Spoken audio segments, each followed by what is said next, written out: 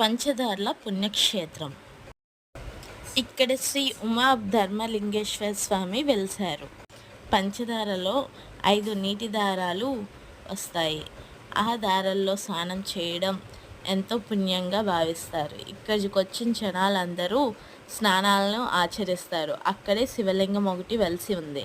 ఆ శివలింగానికి ఆ దారాల నుంచి నీళ్లు, పాలు అన్నీ అభిషేకాలు చేసి పూజలు చేస్తారు. ఆ దారాల్లో 4 దారాలు కిందనుంటాయి. ఒకే ఒక ద్వారం పైన ఉంటుంది.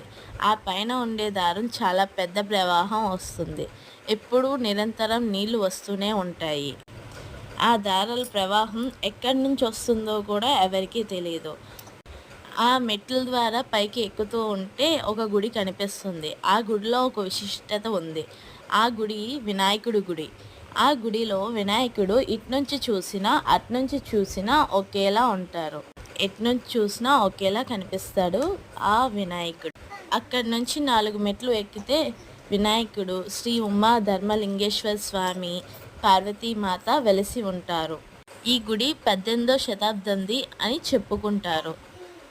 నిత్యం పూజలు అందుకుంటూ ఆ ఉమా ధర్మలింగేశ్వర స్వామి వెలిసి ఉంటారు.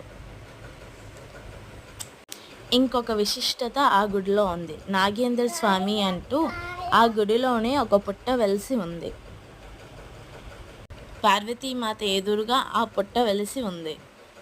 గుడి మొత్తం కొండ మీద ఉంటుంది. చుట్టూ పచ్చని వాతావరణం, ప్రశాంతంగా ఉంటుంది. శ్రీ